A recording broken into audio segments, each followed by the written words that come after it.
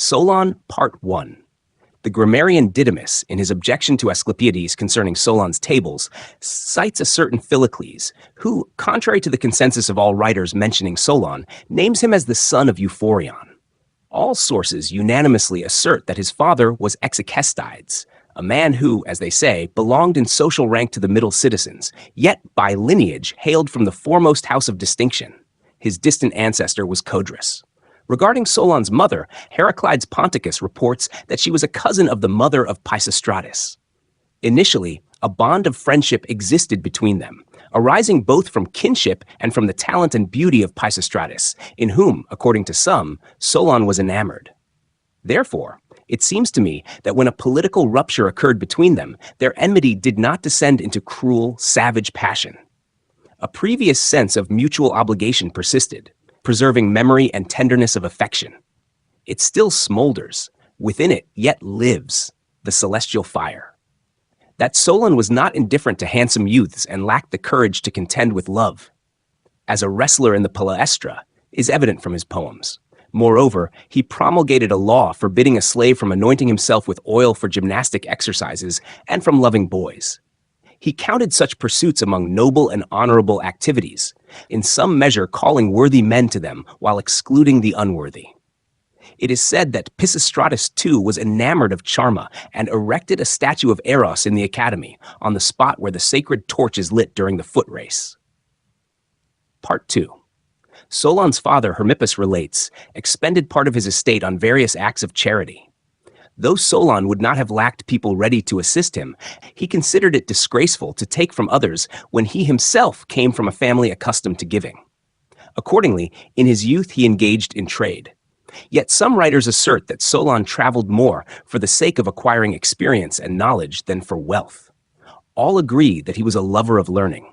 For even in old age, he said, "I grow old, yet everywhere I ever learn much." Solon had no passion for wealth. On the contrary, he says that one is as rich as he who has abundance of silver, much gold, lands and fertile fields, horses and mules too. But happy is he who possesses strong thighs and chest, power and swiftness in his legs. If fate grants him a youth, a fair young maiden, he shall be fortunate while he himself is young and vigorous. Elsewhere he states, "I wish to be wealthy, but I do not desire to hold this wealth unjustly. The hour of reckoning shall come late." Yet it is entirely possible that an honest statesman does not seek superfluous gain while not neglecting care for what is necessary. In those times, in Hesiod's words, no labor was shameful. Craft did not distinguish men, and trade was even esteemed, as it acquainted the Greeks with the world of barbarians, fostered friendship with kings, and provided varied experience. Some merchants became founders of major cities. For example, Protus, gaining the favor of the Celts living by the Rhone, established Massalia. Thales and Hippocrates, the mathematician, are also said to have engaged in trade. And for Plato, selling oil in Egypt supplied funds for his foreign journey. Part 3. Solon's prodigality, his inclination to indulgence, and the somewhat frivolous, by no means philosophical, character of his poems, wherein he muses on pleasures, are all believed to have arisen from his commercial pursuits. A merchant's life exposes one to many hazards, for which he seeks recompense in joys and enjoyments. Yet Solon counted himself among the poor rather than the rich, as is evident from the following verses. Many base men grow rich, while the virtuous impoverish. We shall not exchange virtue for a sack of money. For virtue remains ours always, while money today is held by one, tomorrow by another. Initially, he apparently did not take poetry seriously. It was for him a pastime and amusement.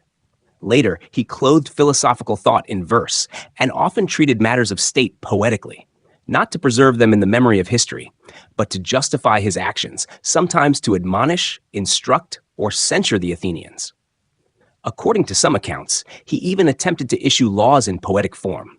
Tradition gives its opening lines as, "First let us lift our prayers to Lord Cronus, that he grant success and glory to these laws." Among moral philosophy, he most loved its political branch, as did most scholars. In natural science, his knowledge was exceedingly simple and rudimentary, as appears in these lines. Snowflakes and hail descend from the clouds. The lightning's bright arrow gives birth to thunder's crash. The sea rages from whirlwinds. Yet, if no foreign force disturbs it, its surface lies in tranquil calm. In general, it seems that Thales alone among scholars pursued inquiry beyond what was necessary for practical needs. All others were called learned for their skill in affairs of state. Part 4. It is told that these scholars once convened at Delphi and later at Corinth, where Periander hosted a banquet. Yet even greater honor and renown came to them from the story of the tripod, which circulated among them all, passing from one to another in friendly rivalry. The fishermen of Kos, according to tradition, cast their nets, and visitors from Miletus purchased the catch, not yet knowing what it contained. It turned out that they had drawn up a tripod, which, according to legend, Helen, sailing from Troy, had cast there, recalling some ancient oracle's prophecy. At first, a dispute arose over the tripod between the visitors and the fishermen.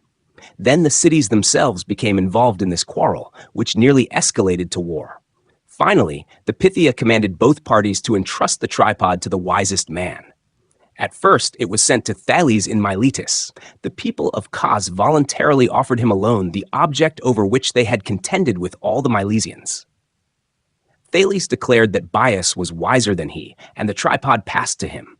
From Bias, it was sent to yet another, as one more learned. Then, traveling in a circuit and passing from one to another, the tripod returned a second time to Thales. Ultimately, it was brought from Miletus to Thebes and dedicated to Apollo Eumenius. But Theophrastus says that the tripod was first sent to Priene to Bias, who then forwarded it to Thales in Miletus. Thus, having passed among all, it returned to Bias and finally was dispatched to Delphi. The latter version is more widely attested. Some say that the gift was not a tripod but a cup sent by Croesus, while others claim it was a goblet remaining from Baphoclas. Part 5. There is an account of Solon's personal meeting and conversation with Anacharsis, as well as with Thales. It is said that Anacharsis came to Solon's house in Athens, knocked, and declared that he was a foreigner, come to establish a bond of friendship and mutual hospitality. Solon replied that it is better to make friends at home. "But you yourself are at home," said Anacharsis, "so establish with us a bond of friendship and hospitality." Solon was delighted by his wit. He received him warmly and kept him for some time, while he himself was already a public figure and a lawgiver. Learning of this, Anacharsis laughed at his work. He dreams of restraining citizens from crime and avarice with written laws, which differ in nothing from spiderwebs. The weak and poor they may restrain, but the strong and wealthy will break free. To this, Solon reportedly replied that people observe treaties when breaking them would be disadvantageous to either side, and he adapts laws to citizens' interests so that all may see how much better it is to act justly than to violate the law. Yet the outcome turned out closer to what Anacharsis predicted than what Solon had hoped. Visiting the people's assembly, Anacharsis expressed astonishment that the Greeks speak wisely, yet fools decide their affairs. Part 6. When Solon visited Thales in Miletus, he marveled at his complete indifference to marriage and having children. Thales remained silent at that time, but a few days later persuaded a visitor to claim that he had recently arrived, 10 days before, from Athens. Solon asked whether anything new had occurred in Athens. The visitor, coached by Thales, replied, "Nothing, only by Zeus. There were the funeral rites of a young man, attended by the entire city. He was said to be the son of a man renowned foremost in the city for his moral qualities. He himself was absent. It was said he had long been abroad." "What misfortune!" exclaimed Solon. "And what was his name?" "I heard his name," replied the man, "but I do not remember. There was much talk only of his intelligence and justice." With each answer, Solon's fear grew. Finally, in full alarm, he prompted the visitor for the name and asked whether the deceased had been called Solon's son. The man affirmed. Then Solon struck his head, performing and uttering all that people do in deep misfortune. Thales, touching him and laughing, said, "This, Solon, is what deters me from marriage and having children. It strikes down even you, so strong a man. As for this story, fear not, it is untrue." According to Hermippus, this is recounted by Patek, who claimed the soul of Aesop resided in him. Part 7. Yet reckless and faint-hearted is he who dares not acquire what is necessary for fear of losing it. For in that case, no one would love wealth, glory, or knowledge if obtained, fearing to lose them. Even the highest virtue, The greatest and most delightful good perishes, as we see, from illness and poison. And Thales himself, in avoiding marriage, did not thereby secure himself from fear. Otherwise, he would have had no friends, relatives, or homeland. Moreover, it is said that he adopted the son of his sister, Cybistus. Since the human soul possesses a natural inclination to love, with an inherent need to love, as it possesses the capacity to feel, think, and remember, those without an object of affection are invaded by and retain some foreign substitute. As with a house or land lacking legitimate heirs, so with this need to love, strangers and illegitimate children or servants intrude, instilling not only affection, but care and fear for them. Occasionally, a man reasons sternly about marriage and children, yet he suffers grief when the children of slaves or concubines fall ill or die, and he utters faint-hearted cries. Even at the death of dogs or horses, some descend into such shameful cowardice that life itself becomes bitter. Conversely, others, losing good men, neither grieve excessively nor manifest it improperly, and retain prudence throughout life. Weakness, not love, produces boundless sorrow and fear in those unfortified by reason against fortune. They cannot even enjoy what is granted, for the thought of future loss torments them endlessly. One must not fear poverty for the potential loss of money, lack of friends for their possible absence, or childlessness for the death of children. One must arm oneself with reason to be prepared for all. What has been said suffices for the present matter. Part 8. The Athenians, wearied by the long and arduous war with the Megarians over Salamis, passed a law under penalty of death forbidding any citizen to propose, whether in writing or orally, a resumption of the struggle for Salamis. Solon was distressed by this ignoble situation. He observed that many young men awaited only a pretext to begin the war, yet dared not act themselves because of the law. Therefore, he feigned madness. A rumor spread from his house throughout the city that he showed signs of mental derangement. Meanwhile, he secretly composed verses, memorized them, and suddenly rushed into the public square wearing a cap. A crowd gathered. Solon, mounting a stone from which heralds spoke, recited a poem beginning, "I have arrived with tidings of beloved Salamis. A measured song I shall sing here instead of speech." This poem, entitled Salamis, consists of 100 verses and is highly elegant. When Solon recited it, his friends began to praise the poetry, and Pisistratus in particular urged the citizens to heed Solon. Thereupon, the Athenians repealed the law and resumed the war, appointing Solon as commander. The most widespread account of the event is as follows. Solon sailed with Pisistratus to Colias, where he found all the women performing sacrifices to Demeter according to ancient custom. He sent a loyal man to Salamis to pose as a defector and advised the Megarians that, if they wished to seize the high-born Athenian women, they should hurry with him to Colias. The Megarians believed him and sent a detachment by ship. When Solon saw the ship depart from the island, he ordered the women to leave, and the young men, still beardless, to don their dresses, headpieces, and shoes, hide daggers beneath their garments, and dance by the sea until the enemy landed and the Athenians seized the ship. Meanwhile, deceived by the sight, the Megarians, landing, leapt from the ship thinking them women. None survived, all perished. The Athenians then sailed to Salamis and took possession of it. Part 9. According to another version, the conquest of Salamis occurred differently. First, the Delphic god gave Solon the following oracle. Honor with abundant sacrifice the first heroes of that land, those whom Leonidas shields from us with his breast, though dead, they watch toward the setting sun. Solon crossed to the island by night and sacrificed to the heroes Periphemus and Cycrius. Then he took 500 volunteers from Athens. It had been decreed that if they captured the island, they would govern it. Solon departed with them in numerous fishing boats, accompanied by 30 oared vessels, and landed at Salamis near the cape facing Euboea. Rumors reached the Megarians on Salamis, though vague. In confusion, they took up arms and sent a ship to observe the enemy. When it drew near, Solon captured it and took the Megarians prisoner. He then ordered the bravest Athenians to board this ship and sail toward the city as secretly as possible. At the same time, he engaged the remaining Athenians on land against the Megarians. The battle continued while those on the ship had already seized the city. Supporting this version is the following custom. The Athenian ship approached the island silently at first. Then those aboard rushed forward with a loud war cry. One armed man leapt ashore, running toward the Cape of Sciradius to meet those coming from land. Nearby stands the temple of Enyalius, built by Solon to commemorate his victory over the Megarians. All who were not slain in this battle were released by agreement. Part 10. Yet the Megarians persisted in their determination to reclaim Salamis. They caused great harm to the Athenians during the war and suffered much themselves. At last, both sides invited the Spartans as mediators and judges. According to most authors, Solon was aided in this dispute by the authority of Homer. It is said that Solon inserted a verse into the catalogue of ships and recited it at the court. Mighty Ajax Telamonian led 12 ships from Salamis, and with them stood where the Athenian phalanxes were arrayed. The Athenians themselves, however, consider this nonsense.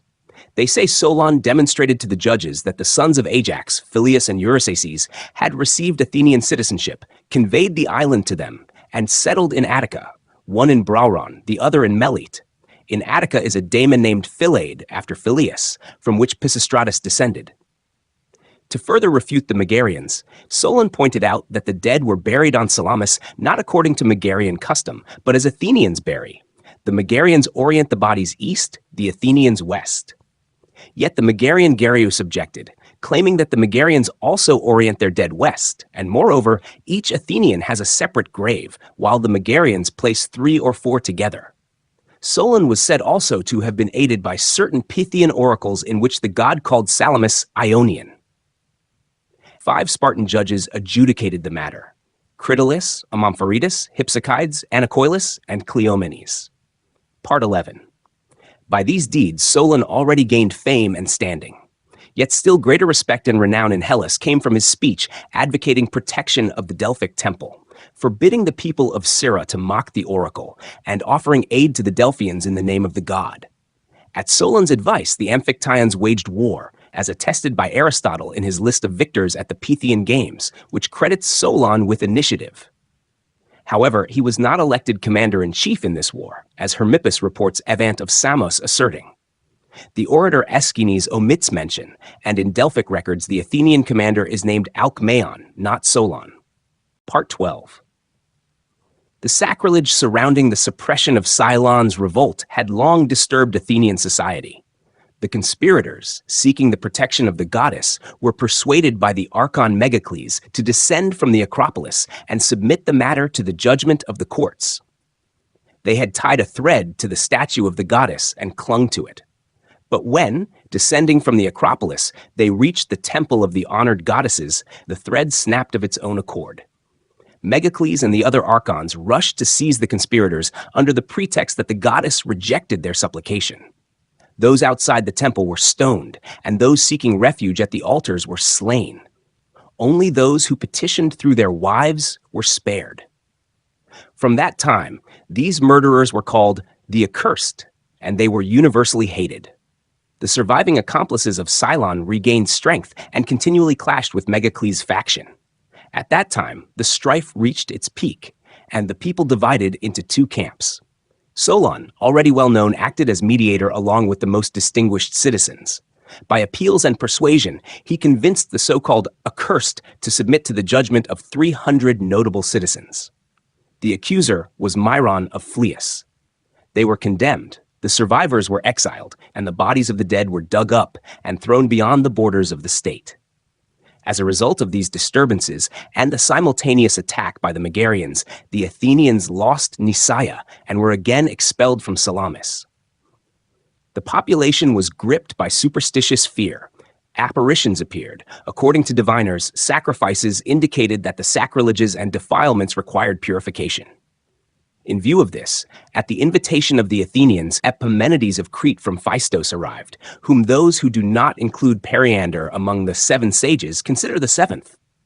He was regarded as a favorite of the gods, an expert in the knowledge of divinity, perceived through inspiration and ritual. Contemporaries called him the son of the nymph Blasta and a new curate. Upon arriving in Athens, he befriended Solon, aided him secretly in many ways, and paved the way for his legislation. He simplified religious rites, softened expressions of mourning for the dead by introducing sacrifices at funerals, and abolished the crude, barbaric customs practiced by most women.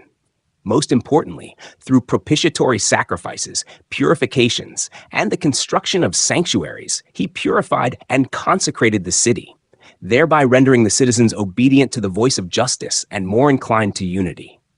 It is said that once upon seeing Munitia, he gazed at it for a long time and remarked to those present, "How blind men are regarding the future." If the Athenians had foreseen the sorrow this place would bring the state, they would have gnawed it with their own teeth. A similar conjecture, it is said, was made by Thales. He ordered himself buried in a deserted place in the territory of Miletus and predicted that a forum of the Milesians would one day arise there. Epimenides delighted all the Athenians. He was offered wealth and high honors, but he accepted nothing, requesting only a branch from a sacred olive tree, which he took with him when he departed. Part 13. When the turmoil of Solon ended and the accursed, as mentioned, had already left Attica, the old dispute over the constitution was renewed. The population split into several factions corresponding to the various regions of Attica. The Diacri were the most ardent supporters of democracy. The main supporters of oligarchy were the Pedia. A third group, the Parali, sought a mixed, moderate government and prevented either party from prevailing. Since the inequality between the poor and rich had then, so to speak, reached its zenith, the state was in an extremely precarious condition. It seemed it could endure, and the unrest would cease only if a tyranny arose. The common people were indebted to the wealthy. Some farmed land, paying the rich a sixth of the yield, and were called hectomores and fates. Others borrowed money from the rich on the security of their bodies, with the lenders having the right to enslave them. Some remained slaves at home, others were sold abroad. Many were forced to sell even their own children, no law forbade this, and flee the country because of the harshness of the lenders. Yet the vast majority, and men of great physical strength, gathered and persuaded each other not to remain passive spectators, to select a leader, a trustworthy man, and free the debtors who had missed payment, redistribute the land, and wholly reform the state. Part 14. Then the most prudent citizens of Athens, seeing that Solon was perhaps the only man entirely free from fault, neither complicit in the crimes of the wealthy, nor oppressed by need as the poor were, began to request him to take the state into his hands and end the discord. Phanius of Lesbos relates that Solon himself, to save the state, deceived both sides. He secretly promised the landless a division of land, and the wealthy a guarantee of their debts. But according to Solon himself, he first assumed governance with hesitation, fearing the avarice of some and the audacity of others. Following Philambrotus, he was elected archon, and simultaneously mediator and legislator. All welcomed him, the rich as a man of means, the poor as an honest man. It is said that even before this, a popular saying circulated, "Equality does not arise from war," which pleased both the wealthy, expecting merit-based equality, and the poor, expecting numerical equality. Therefore, both sides were emboldened with great hopes. Their leaders urged Solon to establish a tyranny, encouraging him to assume the state with greater resolve once power was in his hands. Likewise, many citizens unaffiliated with either faction, seeing the insurmountable difficulty of reforming by reason and law alone, did not oppose granting supreme authority to a man distinguished by honesty and prudence. According to some authors, Solon received a Delphic oracle. Take the helm boldly at the center of the ship and steer it steadily. Among many Athenians, you will find loyal assistants. His friends especially reproached him for fearing monarchy merely because of its name, as though it could quickly turn into the rule of a basileus, even in the hands of a virtuous man, forgetting previous instances of sole rule, when in earlier times the Euboeans chose Tenondas as tyrant, and now the Methymnians, Pittacus. Yet no persuasion could shake his conviction. He told his friends that tyranny is a fine place, but there is no exit. And to focus, he wrote in verse, "If I spared my native land, and took not the harsh power of a tyrant, then I have not stained my name with shame, and have nothing to be ashamed of. Thus more than all men, I will incline them to myself." Thus, Solon already enjoyed great renown even before beginning his legislative work.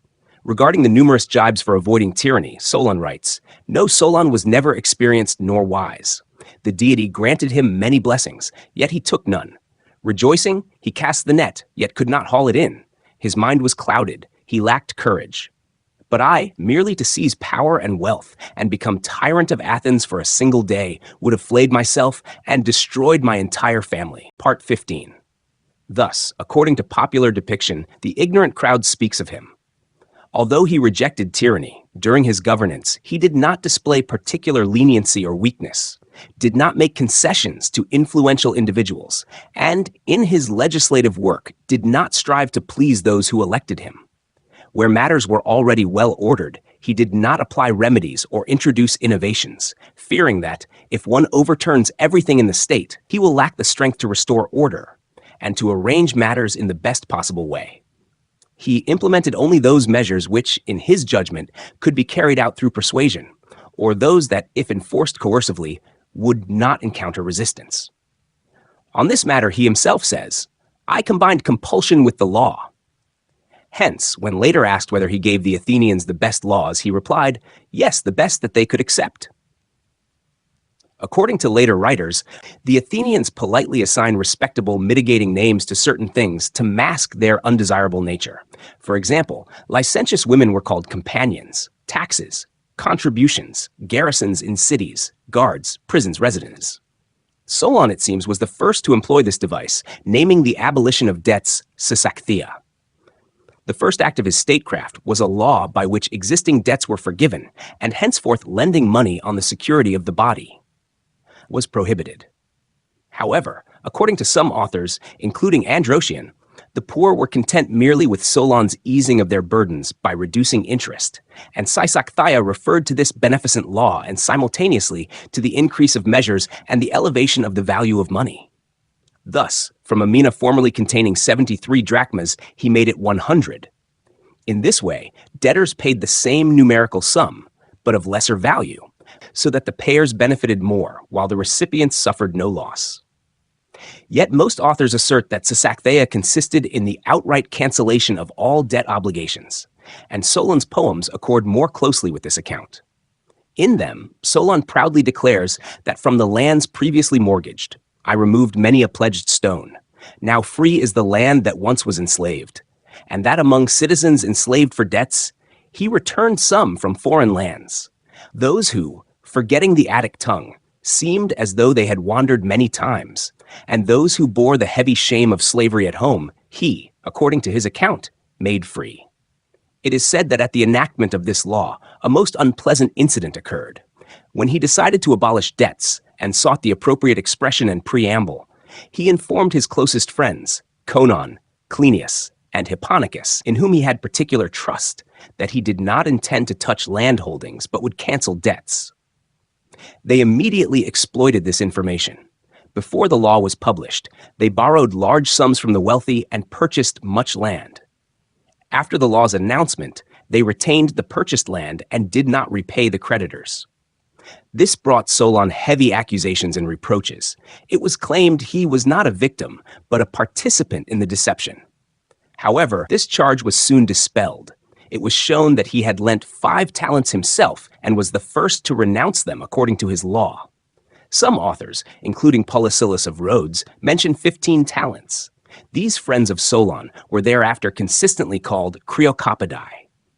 Part 16. Solon pleased neither side. The wealthy were embittered by the cancellation of debt obligations, and the poor even more so, because he did not redistribute the land they had hoped for, nor, following the example of Lycurgus, establish complete equality of living conditions. Lycurgus, a descendant of Heracles in the 11th generation, had been king in Sparta for many years, enjoyed great respect, had friends in authority, which served him well in implementing reforms in the constitution.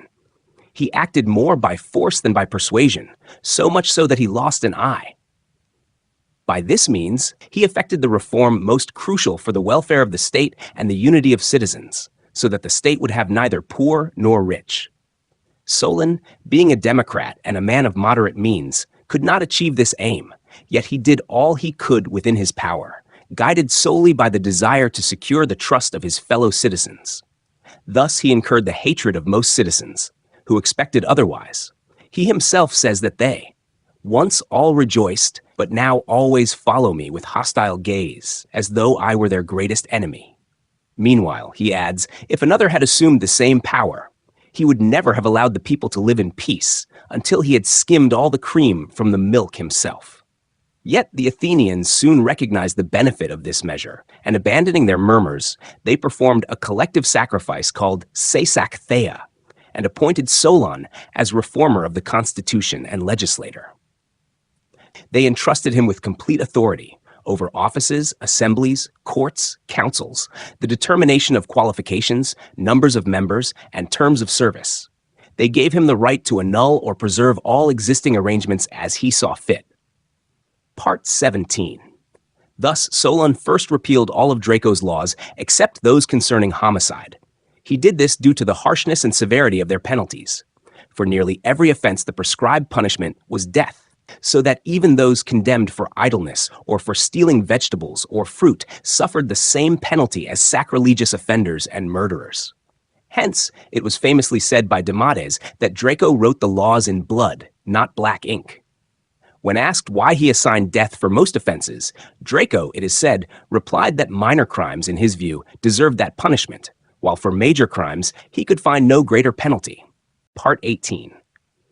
Secondly, wishing to leave all the highest offices to the wealthy, as had been the custom, while allowing the common people to hold other offices in which they had not previously participated, Solon introduced a property-based classification of citizens. Those who produced a total of 500 measures of both dry and liquid goods were placed first and called pentakosiomemni. Second in rank were those who could maintain a horse or produce 300 measures. These were called members of the cavalry. The third class, called the zeugitai, consisted of those with 200 measures of either type of produce. All others were called thetes. They were not permitted to hold any office, but could participate in governance by attending the popular assembly and serving as jurors. This latter right seemed initially of little consequence, but later became extremely important, for the majority of significant matters came before the courts. Even on verdicts in cases left to officials by Solon, appeal to the courts was allowed. It is said that, even through certain ambiguities and contradictions in the text of the laws, Solon elevated the authority of the courts. When a dispute could not be resolved solely by law, recourse to judges was always necessary, and all contentious matters were brought before them, making them, in a sense, masters over the laws. Solon praises himself regarding their authority. I granted the people power in the measure of their need, deprived them not of honor, nor gave them excess of rights. I also cared for those who in wealth and strength surpassed all others, that none might shame them.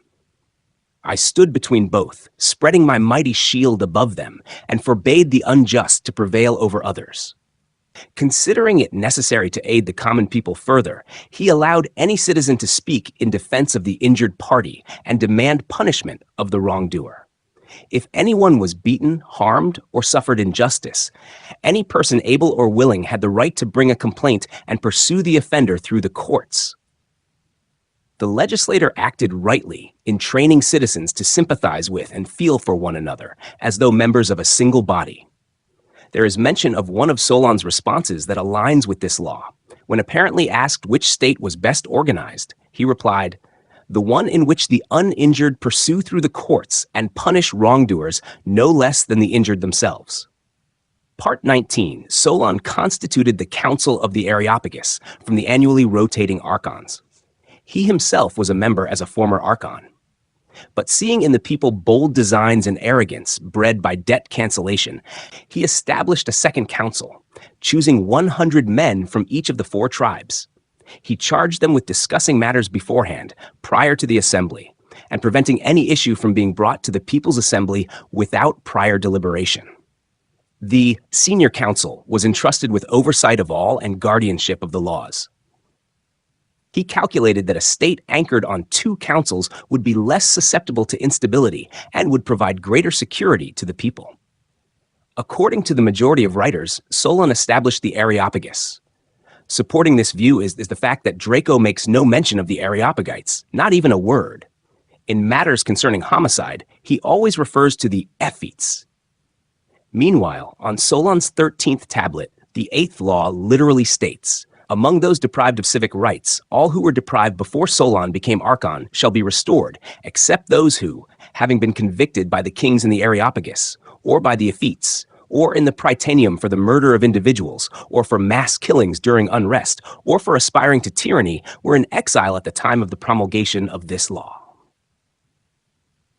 This law, conversely, shows that the Areopagus existed prior to Solon's archonship and legislation. Indeed, who were these convicted in the Areopagus before Solon, if he was the first to grant the Areopagus judicial authority? Perhaps the text contains some ambiguity or omission, so that according to the sense of the law, those already convicted at the time of its publication for crimes now subject to the Areopagites, Ephetes, and Prytaneus remained deprived of civic rights, while all others were restored. Reflect on this question yourself. Part 20. Among Solon's other laws, one is especially notable and peculiar. It prescribed the deprivation of civic rights for any citizen who, during a civil strife, joined neither faction. Solon, however, apparently intended that no citizen remain indifferent or aloof from the common cause, shielding his own position and boasting of abstaining from the misfortunes of the state. Rather, he wished every citizen to immediately take the side of the faction defending what is good and just, to share its dangers and aid it, not to wait safely to see who would prevail.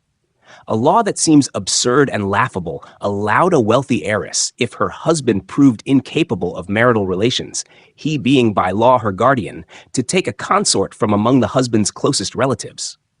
Some consider this law just. It targets men who, unable to fulfill marital duties, but marrying rich heiresses for money, thereby commit a violence against nature.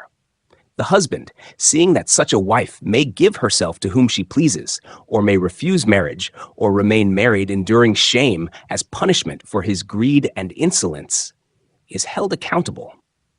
It is also proper that the heiress could select only one of her husband's relatives as a lover, ensuring the child remained of the same bloodline. This includes the law by which a bride was given quince to eat and confined with her husband, and that a husband of a wealthy heiress must visit her at least 3 times a month. Even if no children result, this signifies respect and love toward a chaste wife, dissipating ongoing discontent and preventing estrangement through quarrels. Regarding other marriages, Solon abolished the custom of providing a dowry, allowing a bride only 3 hamartia and household items of small value. Nothing more. In his view, marriage should not be a commercial enterprise or transaction. Cohabitation should aim at children, joy, and love. When the mother of Dionysius asked him to marry her off to a citizen, he replied that while he had overthrown the state's laws like a tyrant, he could not violate the laws of nature by arranging unions inappropriate to age. In free states, such mismatches are intolerable. Delayed or joyless unions that fail the purpose of marriage cannot be permitted. An old man marrying a young woman should be admonished, as Philoctetes says, "Now is your time to marry, unfortunate one." Likewise, if a youth is found in the bedroom of a wealthy old woman growing fat from illicit relations, he is to be redirected to a maiden needing a husband. But enough of this. Part 21. Solon is also praised for his law forbidding speaking ill of the dead. Religion demands reverence for the deceased, justice forbids harming those no longer present. Civic duty forbids endless enmity. Insults against the living were prohibited in temples, courts, government buildings, and during public spectacles. Violation incurred a fine of 3 drachmas to the offended party and 2 to the treasury. Unchecked anger is a sign of an undisciplined, unruly person. Restraint is difficult and sometimes impossible. Hence, the legislator must consider what is feasible for humans, punishing a few guilty wisely rather than many without effect. Solon also gained renown through his law on wills. Previously, wills were not permitted. A deceased person's property remained in the family. Solon allowed childless citizens to bequeath their property freely, favoring friendship over kinship, love over coercion, making property truly the owner's own. Yet he limited wills to cases where the testator was not under illness, enchantment, imprisonment, necessity, or influence of any woman, recognizing that compulsion and deception equally impair reason. Similarly, regarding women leaving the city, their mourning attire, and festivals, Solon issued laws forbidding disorder and excess.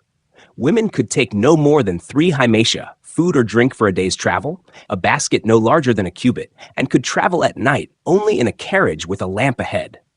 He forbade women from scratching faces, striking chests, performing contrived laments, or accompanying strangers' corpses with cries. They could not sacrifice an ox with the deceased, place more than 3 hymatia in the grave, or visit others' tombs except on burial day. Most of these prohibitions appear in later laws, with added enforcement by gyneconomoi, punishing offenders as yielding to excessive grief, unbecoming for men and worthy of censure. Part 22. Solon observed that Athens attracted people from all directions due to its safety, yet much of its land was poor and infertile, and merchants brought nothing for those unable to exchange. Thus, he directed citizens to crafts and enacted a law relieving a son of obligation to support a father who had not apprenticed him in a trade. By contrast, Lycurgus ruled a city cleared of foreigners and owned land that, as Euripides remarked, was much for many, and for twice as many too much. Most importantly, Sparta was surrounded by masses of helots, better kept busy and subdued through constant labor. Therefore, Lycurgus could free citizens from labor, keep them armed, and train solely in martial skills. Solon, however, adapted laws to circumstances. Seeing the land barely sustaining its agricultural population and unable to feed idle crowds, he promoted respect for crafts and tasked the Areopagus with monitoring citizens' means of living and punishing idlers. A stricter law even relieved children born of courtesans from supporting their fathers, as Heraclides Ponticus notes. Indeed, one who ignores moral responsibility in relations with a woman seeks pleasure rather than children, thus earning reward in indulgence, but forfeiting rightful ties with offspring, whose very birth becomes a source of shame. Part 23. In general, Solon's laws concerning women appear extremely peculiar. He granted a husband the right to kill a lover caught in flagrante delicto, while one who abducted and raped a free woman was fined 100 drachmas. A pimp incurred a 20 drachma penalty. The only exception was for women who walk openly, Solon meaning hetarai, because they openly associate with paying clients. Further, he forbade selling daughters or sisters unless a girl was caught in illicit relations with a man. Punishing the same act with either unyielding severity or a good-natured jest, imposing arbitrary fines, is unreasonable. Yet, given the scarcity of coin in Athens at the time, difficulty in obtaining money made fines burdensome. For example, in valuing sacrificial offerings, Solon equated a sheep and a drachma with a medimnos of wheat. He awarded 100 drachmas to the victor of the Isthmian Games and 500 to the Olympic victor. One who brought a wolf was fined 5 drachmas, one bringing a wolf cub 1 drachma. According to Demetrius of Phalerum, the first sum equals the price of an ox, the second of a sheep.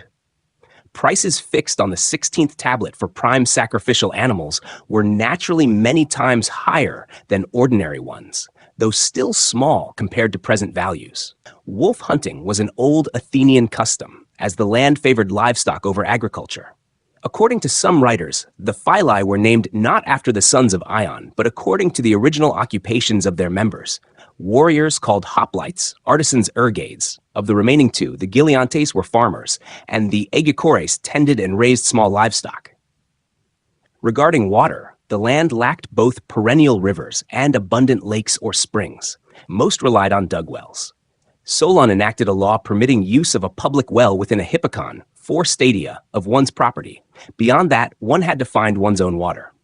If a well 10 fathoms deep yielded no water, one could draw from a neighbor's twice daily, 1 vessel of 6 chos. Solon believed aid should be given in need, but laziness not indulged. Solon also determined proper distances for planting. For general trees, a 5-foot buffer from a neighbor's land.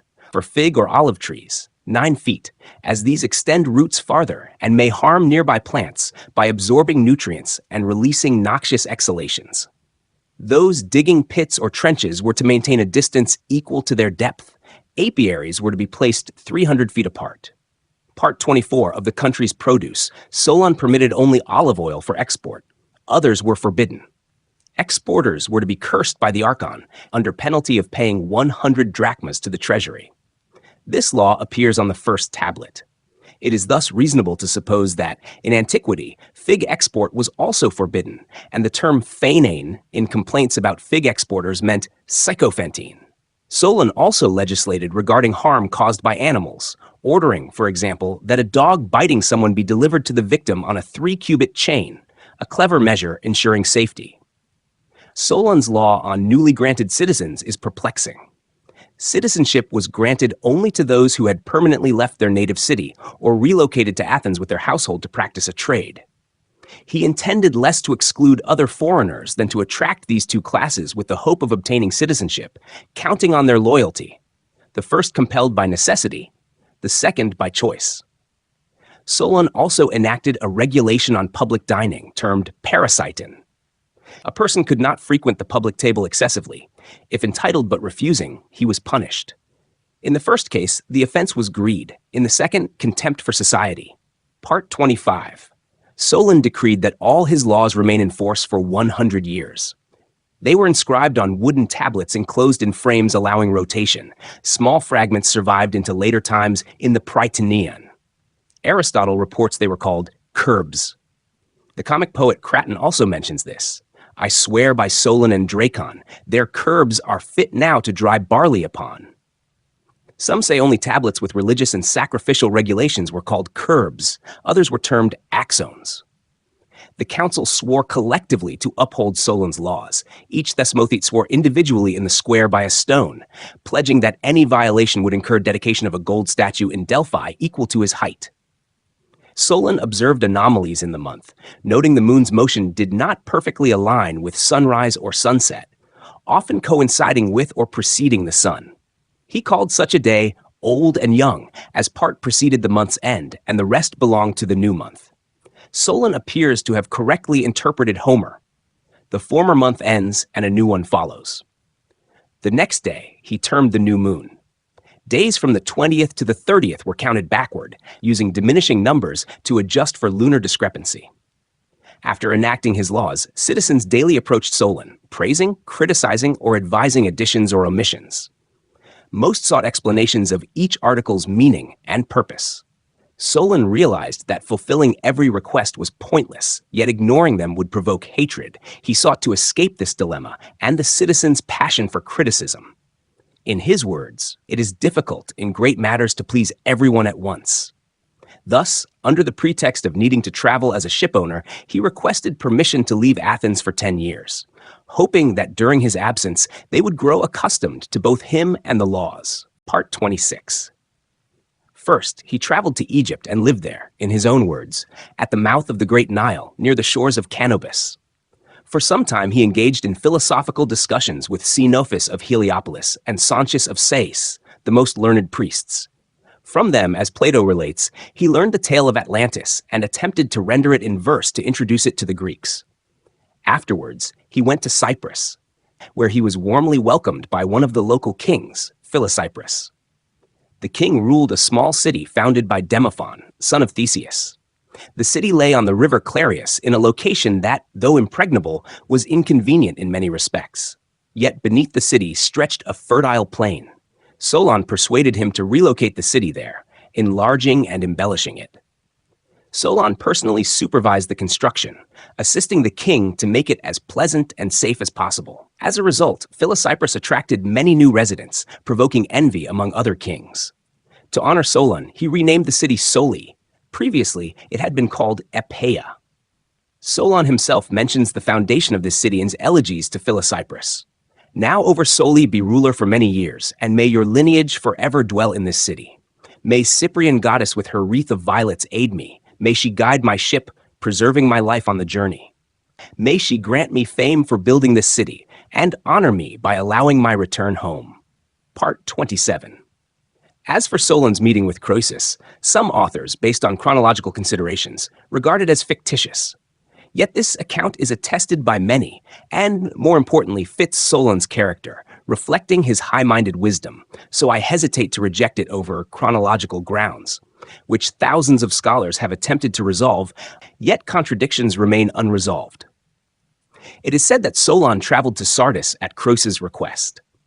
He experienced something akin to a continental man seeing the sea for the first time.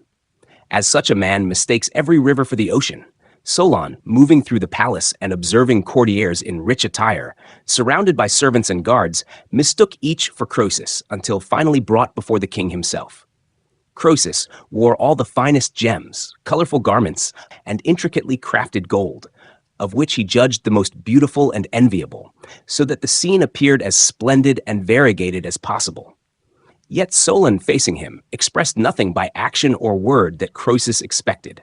Any reasonable observer saw his disdain for the king's lack of spiritual concern and petty vanity. Croesus ordered his treasuries opened and showed him all the luxurious surroundings, but Solon needed no such display. Croesus himself conveyed sufficiently the measure of his inner character. After inspecting everything, Solon was again brought before Croesus, who asked whether he knew a man happier than himself. Solon replied he did, his fellow citizen Tell.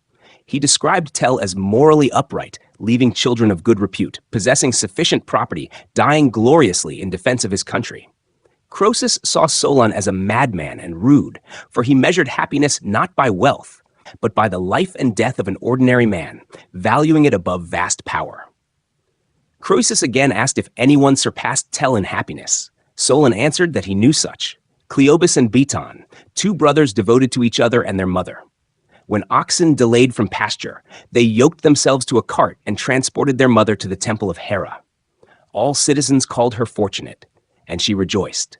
They sacrificed, drank water, and the next day were found dead. Having attained glory, they passed away without pain or sorrow. "And us," Croesus exclaimed angrily, "you do not count among the happy?" Solon, unwilling to flatter yet not wishing to provoke further, said, "King of Lydia, for us Greeks, the gods have granted a sense of measure. Consequently, our mind is cautious, apparently simple, not royal or brilliant. Observing the vicissitudes of life, it forbids pride in present happiness and astonishment at another's prosperity before time reveals its end. The future approaches each unseen, full of chance. He whom the gods grant lifelong fortune we call happy. To call a man happy while still exposed to danger is as if proclaiming a victor and crowning him before a contest is finished, erroneous and meaningless." With these words, Solon departed. He offended Croesus, but did not enlighten him. Part 28. The fabulist Aesop, then in Sardis at Croesus's invitation and enjoying his esteem, was angered by Solon's unwelcoming reception. Wishing to advise him, he said, "With kings, Solon, one must speak either as little as possible or as sweetly as possible." Solon replied, "No, by Zeus, either as little as possible or as well as possible." Thus did Croesus treat Solon with contempt. After his defeat by Cyrus, he lost his capital, was captured alive, and faced execution by fire. The pyre was prepared. He was bound and led to it, with all Persians watching, Cyrus present. Croesus cried thrice, "O Solon!" Cyrus, astonished, inquired who Solon was, to whom alone he called in despair. Croesus, revealing everything, said, "He was one of the Greek sages I invited, not to teach me what I needed, but to behold my wealth and report home on the prosperity whose loss brought more grief than its acquisition, happiness. While it lasted, it afforded only empty talk and fame. Its loss brought me suffering without relief. He foresaw, observing my condition, what would come, advising consideration of life's end, not pride in fleeting possessions." Cyrus, recognizing the truth of Solon's counsel, not only freed Croesus, but treated him with respect throughout his life. Thus Solon gained fame. In brief, he saved one king and instructed another. Part 29. Meanwhile, during Solon's absence, disturbances erupted in Athens. Lycurgus led the Pedians, Megacles, son of Alcmaeon, led the Paralians, and Pisistratus led the Diacrians, among whom were many of the Theists, especially hostile to the wealthy. Thus, although Solon's laws still held in Athens, all anticipated upheaval and desired a different form of government. Everyone sought not equality, but hoped, in the event of a coup, to gain the upper hand and utterly defeat the opposing faction. Such was the state of affairs when Solon returned to Athens. All treated him with respect and deference, but in his old age he no longer possessed the strength or inclination to speak or act publicly. He only sought, in private discussions with leaders of both sides, to quell discord and reconcile them. Pisistratus seemed particularly attentive to his words. Pisistratus' speech was ingratiating and courteous. He was ready to aid the poor and moderate in enmity. Even if lacking certain natural qualities, he could feign them so convincingly that he was trusted more than those who truly possessed them. Believed to be a prudent friend of order, a supporter of equality, and an enemy of those who destabilize the state and seek revolution. Thus, he deceived the people. But Solon quickly discerned his character and first uncovered his malicious designs. Yet he did not hate him, but sought to pacify and instruct him, telling both Pisistratus and others that if one could remove his love of precedence and cure his lust for tyranny, no man would be more inclined to goodness or a better citizen. At this time, Thespis with his troupe began introducing innovations in tragedy, captivating the people with novelty, though contests among tragedians had not yet been established.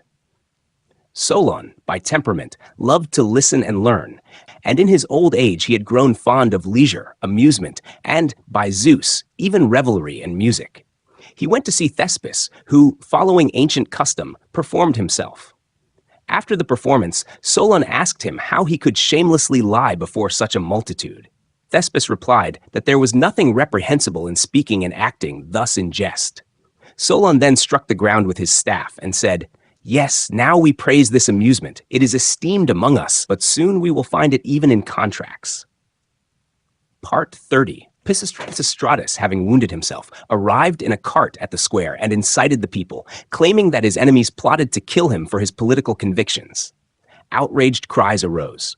Solon approached Pisistratus and said, "It is ill, son of Hippocrates, that you play the role of Homer's Odysseus. He disfigured himself to deceive his enemies, but you do so to mislead your fellow citizens." The crowd was ready to defend Pisistratus. A popular assembly was convened.